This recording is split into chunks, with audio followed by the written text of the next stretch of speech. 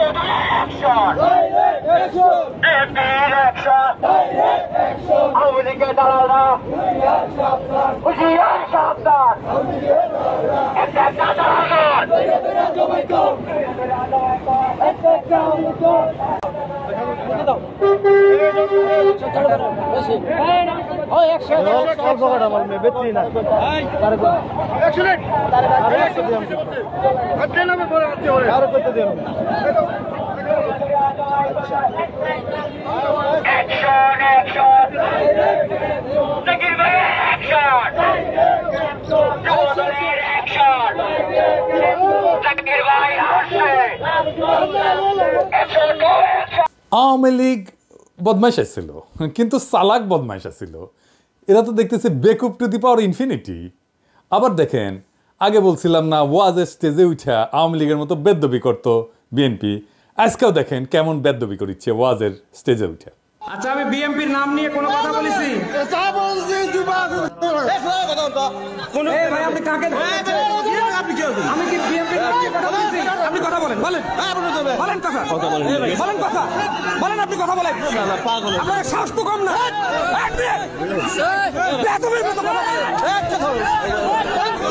এরপরে বেদ্যবি করতে আসলে ধোলাই দিবেন একেবারে। একটা জায়গায় ধোলাই খেলে না সারা বাংলাদেশে সাইজ হয়ে যাবে। সেদিন দেখলাম ঠাকুরগাঁয়ের বিএনপি নেতা বলতেছে মির্জা ফখরুলের সমালোচনা যদি অযৌক্তিক হয় তাহলে বাড়িঘর থাকবে না। শুনেন। যৌক্তিক সমালোচনা করবেন, আমরা আপনাদেরকে বাহাবা দিব, ধন্যবাদ দিব। মিথ্যা সমালোচনা করবেন, আমরা আপনার প্রত্যেকটা মানুষের নৈতিক দায়িত্বের প্রতিবাদ করেন। কাউকে ছাড়ে দেওয়ার সময় নেই। তবে একটা জিনিস, মির্জা আলমগীরকে নিয়ে যে কথা তুলবে, আঙ্গুল তুলবে, বিশেষ করে এই অঞ্চলে ওর বাড়িঘর আমরা রাখি। এ বেড়ার নাম মতিউর রহমান, ঠাকুরগাঁ সদর উপজেলার বিএনপির নেতা। যৌক্তিক আর অযৌক্তিক কেমনে বুঝবে? কে ঠিক করবে? বিএনপি তো ঠিক করবে। আর অযৌক্তিক হলে বাড়িঘরে হামলা করবে। রাজনীতিতে সমালোচনা থাকবে না? সমালোচনা তো থাকবেই, অযৌক্তিক সমালোচনাও থাকবে। সমালোচনা যদি অযৌক্তিক হয় তাহলে সেটা জনগণ ধরতে পারবে না?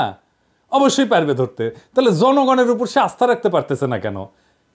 এরা উপজেলার নেতা, এরা তো শিখে বড় নেতা দেখে, তাই না?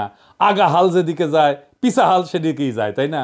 দেখেন বিএনপির এমপি কি বলে, কি ভাষায়। দেখেন, কিছুদিন আগে হারুনরে ধরেছিলাম না, ঠান্ডা ছিল কিছুদিন, আবার এসে কইতেছে ক্ষমতায় থেকে দল গঠন করলে পিঠের চামড়া তুলে নিবে।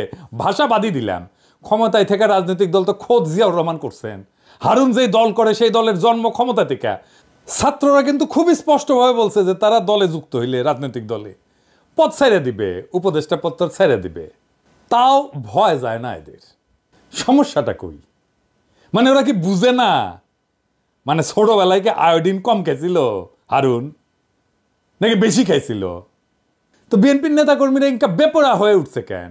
টাকা কামানোর জন্যে, আর অন্যকে হুমকি দেওয়ার জন্যে। এই দখলের উৎসবে মানুষজন তো টেম্পু স্ট্যান্ড দল বলে বিএনপিকে খোটা দেয়। তো দেখি আসলে ব্যাপারটার মধ্যে কি লুকায় আছে। এর কারণ হইতেছে যে বিএনপির দল চালানোর মতো কোনো একটা আর্থিক ব্যবস্থা নাই। এই যে চাঁদাবাজি আর টেন্ডারবাজির অভিযোগ, তার আসল কারণটা কিন্তু ওইখানে। এই অভিযোগগুলো যে বিএনপি শত্রুরা বাড়ায় বাড়ায় বলতেছে তা কিন্তু না। জামাতের ব্যাপারে চাঁদাবাজির কিন্তু দুই একটা নিউজ হয়, অভিযোগ আসে, কিন্তু এটা বিএনপির মতো ব্যাপক না। কারণ জামাতের দলের একটা ইকোনমি আছে, একটা আর্থিক ব্যবস্থা আছে, তার কর্মীদের পালার মতো। বিএনপির নেতারা টাকা কামায়, কিন্তু টাকার আয়টা তার নিজের। পাচার হয়তো করে না, কিন্তু টাকাটা তার নিজের। এর একটা অংশ তারা হয়তো পার্টিতে চাঁদা দেয়, বড় জোর নির্বাচনের সময় কর্মীদের হাতে কিছু টাকা দেয়। বছরের বাকি সময় নেতা কর্মীরা কিভাবে চলবে, পরিবারের ভরণ পোষণ কিভাবে হবে, কোরবানি কিভাবে দেবে, বাচ্চাদের 2 দিন চিকেন ফ্রাই কিভাবে খাওয়াবে, সে ব্যাপারে বিএনপির কোনো নজর নাই। বিএনপির কর্মীরা নিম্নবিত্ত পরিবারের ছেলে মেয়ে, তাদের নিয়ে, তাদের ভবিষ্যৎ নিয়ে দলের নেতাদের কোনো চিন্তা আছে বলে মনে হয় না। আছে কি? আপনারাই বলেন, করে চিন্তা না? বিএনপির এই কর্মীরা মাঠ পর্যায়ে, তৃণমূলের কর্মীরা বেশিরভাগই ঘরের খাইয়া বনের মস্তারায়, কিন্তু সেটার তো একটা লিমিট আছে, তাই না? তাইলে দলের নেতাদের উন্নতি, তাদের আয় রোজগার বৃদ্ধি, তার সাথে সাথে কর্মীদের এবং দেশের উন্নতি হওয়ার কথা, তাই না? বিএনপির বেলায় কিন্তু সেটা দেখি না। তো জামাতের বেলায় দেখা যায়, কিন্তু জামাতের বিশাল বিশাল আর্থিক ইনস্টিটিউট তারা তৈরি করতে পারছে। আমরা পরবর্তীতে এটা নিয়ে আলাপ করব। কিন্তু ধরেন বিএনপির ব্যাপারে দেখি, বিএনপির কোনো ইনস্টিটিউট আছে, প্রতিষ্ঠান আছে? ধরেন হাসপাতাল, ডায়াগনস্টিক সেন্টার, ওষুধ কোম্পানি, মানে জামাত যেগুলো করে আর কি, ব্যাংক, গার্মেন্টস, মার্কেট, স্কুল আছে, বিশ্ববিদ্যালয় আছে, টিভি স্টেশন আছে, ব্যাংক আছে, হোটেল আছে, রেস্টুরেন্ট আছে, এমনকি নাটকের দল, গানের দল আছে? নাই। ইকোনমিক, কালচারাল, ইন্টেলেকচুয়াল কোনো অ্যাসেট নাই। সংবাদপত্র আছে, কুরিয়ার সার্ভিস আছে, আইটি ফার্ম আছে, কনসালটেন্সি সার্ভিস আছে, রিসার্চ সেন্টার আছে, থিঙ্ক ট্যাঙ্ক আছে? নাই। কর্মী থেকে বুদ্ধিজীবী পর্যন্ত কোথাও প্রফেশনালি এনগেজ হওয়ার কোনো ব্যবস্থা নাই বিএনপির লোকদের। বিএনপির কয়টা প্রতিষ্ঠান আছে যেখানে তাদের কর্মীরা চাকরি পায়? বিএনপির শক্তিশালী শ্রমিক সংগঠন কোথায়?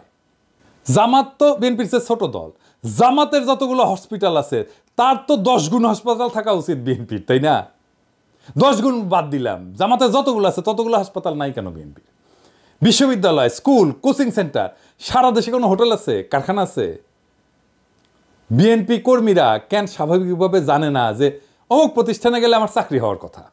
জামাত ইসলামী ব্যাংক তৈরি করছে, ক্ষমতা যাওয়ার অনেক আগে, ইবনে সিনা করছে 80-র দশকে।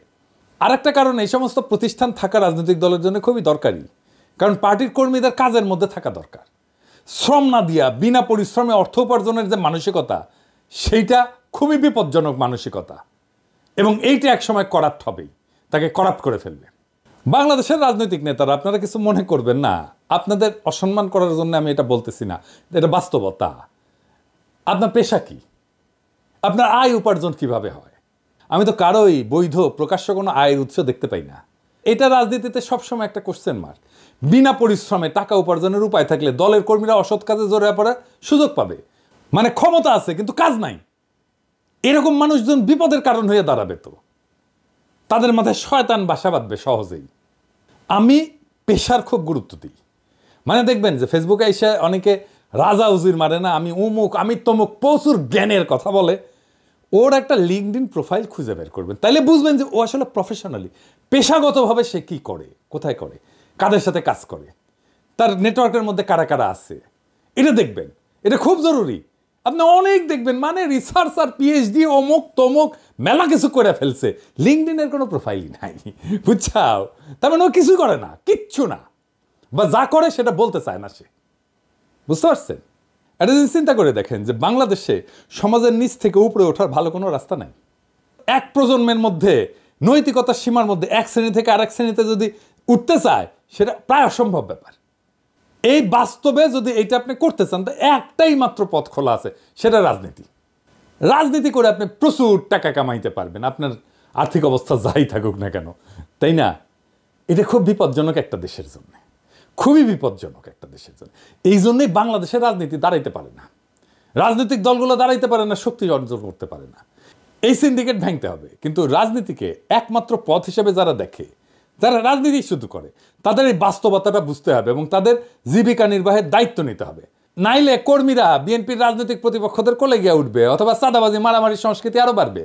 এই যে বিএনপির লোকেরা, কিছু মনে করেন না, ওরা যে আওয়ামী লীগের লোকদেরকে রক্ষা করলো কি জন্যে?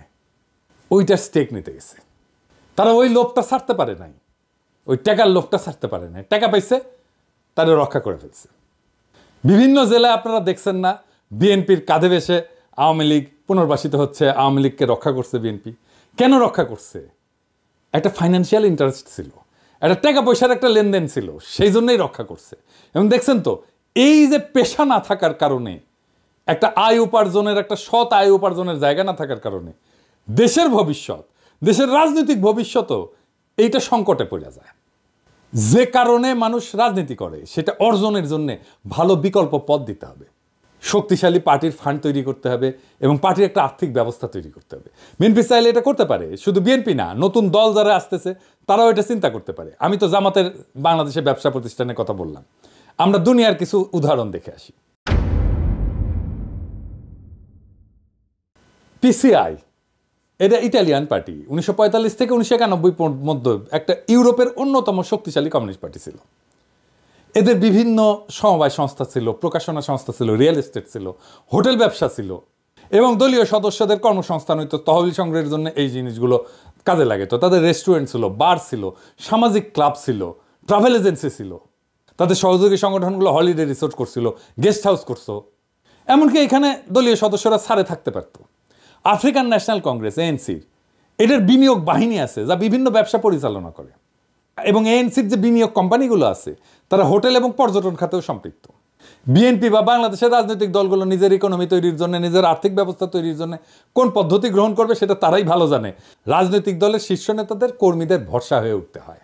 হাসিনার মতো তাদের উপরে জুলুম এবং গায়ের জোরের ছাতা হয়ে ওঠার টাইম শেষ।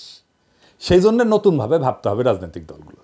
তবে এই পদ্ধতির একটা বড় অসুবিধা আছে। আমি সিপিবি ব্যাকগ্রাউন্ড থেকে আসছি জন্য এই পদ্ধতির অসুবিধাটা আমি ভালো বুঝতে পারি। এই সমস্যা জামাতেরও আছে। কি সেই সমস্যা, আসেন একটু বুঝে দেখি। দলের সাথে যুক্ত প্রতিষ্ঠান যদি আমার আয় রোজগারের উৎস হয়, তাহলে আমি ইন্ডিভিজুয়াল এজেন্সি নিয়ে, নিজের একক সত্তা নিয়ে রাজনৈতিক দলে কোনো ভূমিকা রাখার সম্ভাবনা থাকে না, কমে যায়। আমার দলের নেতা আমার যদি বস হয়ে যায়, আমি রাজনৈতিক দলটাকে একটা চাকরি বলে মনে করব। আর আমার বস যদি আমার নেতা হয়, রাজনৈতিক নেতা হয়, তাহলে তো আমি তার কথা সবসময় শুনবো, আমি তাকে কখনোই কন্ট্রাডিক্ট করবো না। আমি জামাতের এক্সাম্পল না দিয়ে সিপিবির এক্সাম্পল দিই। সিপিবির হোল টাইমার আছে, মানে দল থেকে বেতন দেয়, সারাক্ষণ সে রাজনীতি করে, সেটাই তার চাকরি।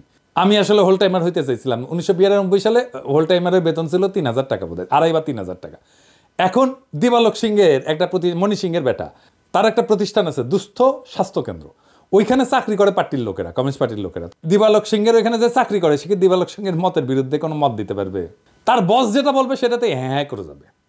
তখন এইটা রাজনৈতিক দল থাকে না, ক্লাব হইয়া যায়। আমার অনুমান জামাতেরও এই সমস্যা আছে। এই কারণে দেখেন যে মেজর পলিটিক্যাল মিস্টেক এই দুই দলের বেশি, জামাত আর সিপিবির। বিএনপির আর্থিক অবস্থা দুর্বল থাকলেও তাদের মেজর পলিটিক্যাল মিস্টেক কিন্তু নাই। সম্ভবত এই কারণেই, এটা আমার অনুমান। কারণ দলের সিদ্ধান্ত যারা নেয় তারা তাদের আয় রোজগারের জন্য দলের নেতৃত্বের উপর নির্ভরশীল না। আমার মনে হয় এই আর্থিক ব্যবস্থা গড়ে তোলার ক্ষেত্রে একটা ইনোভেশন আনা যেতে পারে। আমি এটা বিএনপিকে পরামর্শ দিতেছি না, বিএনপি পরামর্শ নিলে নিতে পারে, কিন্তু নতুন দলের জন্য এটা একটা পরামর্শ। এই ইনোভেশনটা কি হইতে পারে? প্রতিষ্ঠানগুলোর শীর্ষ পদে দলের নেতা থাকবেন, এরা প্রফেশনাল থাকবে, তাতে বেটার, ভালো, কারণ প্রতিষ্ঠানটা ভালো চলবে, প্রফেশনালি চলবে। দলের নেতার অধীনে দলের কোনো কর্মী বা অন্য নেতা থাকবে না। আর একটা পদ্ধতি হতে পারে যে প্রতিষ্ঠানগুলোতে চাকরি হবে সাময়িক, ম্যাক্সিমাম 5 বছর, এরপরে তারা অন্য চাকরি খুঁজে নিতে হবে। এখানে সে ট্রেনিং পাইলো, এখানে একটা অভিজ্ঞতা পাইলো, সে দক্ষ হয়ে আর একটা চাকরি খুঁজে নিল। অথবা এইসব প্রতিষ্ঠানে যারা কাজ করবে দীর্ঘমেয়াদে, তারা নীতি নির্ধারণী পর্যায়ে কখনোই যেতে পারবে না। তো এটা ছাড়াও তো সমস্যা আরো অনেক। বিএনপিতে এখন মধুর মাছির আনাগোনা, দুর্দিনে কর্মী খুঁজে পাওয়া যায় হাতে গোনা, আর এখন সিনিয়র প্রবীণ নেতারা ধাক্কা খেয়ে মাটিতে পড়ে যায়, তাও খালেদা জিয়ার উপদেষ্টা রিজিভিয়ার মতো নেতাদের দেখেন।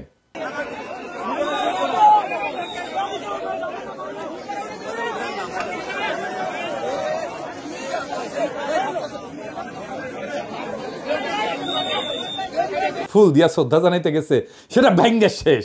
এখনই যদি এই অবস্থা, তাহলে ক্ষমতায় গেলে কি হবে সামনে চিন্তা করেন। বিএনপির স্বাস্থ্য প্রতিমন্ত্রী ছিল, কোষাধ্যক্ষ ছিল, স্বাস্থ্য প্রতিমন্ত্রী ছিল মিজানুর রহমান সিনহা। দলের প্রাথমিক সদস্যপদ প্রত্যাহারের পাশাপাশি রাজনীতি থেকে অবসরে যায় 2020 সালে। ওনার একটা ওষুধ কোম্পানি আছে, একমি ল্যাবরেটরিজ। ওষুধ কোম্পানিগুলো স্বাস্থ্য মন্ত্রণালয়ের অধীনে, ওষুধ কোম্পানি সংক্রান্ত সিদ্ধান্ত নেয় স্বাস্থ্য মন্ত্রণালয়। সেইখানে মিজানুর রহমান সিনহা মন্ত্রী হতে পারেন না, এটা কনফ্লিক্ট অফ ইন্টারেস্ট। তাও করলেন মন্ত্রিত্ব, তারপরে উনি নাই কোনো রাজনৈতিক কর্মসূচিতে, লড়াই সংগ্রামে নাই, উনি ডুব মারলেন ব্যবসায়। এমনকি 2020 সালে তিনি দল আর রাজনীতি থেকে অবসর নিলেন। যখন দলের কর্মীরা গুম হইতেছে, খুন হইতেছে, বনে বাজারে ঘুরতেছে, তখন উনি দল ছাড়লেন, উনি না শুধু আরেক মন্ত্রী মোর্শেদ খান ছাড়লেন দল, আরও অনেকে ছাড়ছেন। পদত্যাগপত্রে মিজানুর রহমান সিনহা বলেন, গত কয়েক বছরে আমার ব্যবসায়িক ব্যস্ততা বাড়া, পাশাপাশি শারীরিক নানা সমস্যা দেখা দিয়েছে। 5 বছর পরে ওনার শৈলে জোশ আসিছে, ক্ষমতার কাছাকাছি। মিজানুর রহমান সিনহা, আপনি কোন সালসা খাইছেন এনা কবেন, আমাকে না কন, নয়তো সেই সালসা প্রফেসর ইউনুসের দায়পার পরা বুড়া খাটাস উপদেষ্টাগুলোর এনা খিলান, এইগুলা শরীরেও এনা জোশ আসুক, আর আমাক এনা কানে কানে কয়ে দেন না মিজানুর ভাই, বয়স বাড়িচ্ছে তো, আর কিছুদিন পর তো লাগবে আমারও, এনা টেস্ট করে দেখলাম ইনি শৈলে ক্যাঙ্কা জোশ আসে। দিবেন না, মিচ্ছি এনা দিলেই হবে, প্যাডে দিয়েন, হ্যাঁ নাকি ভাই আমার।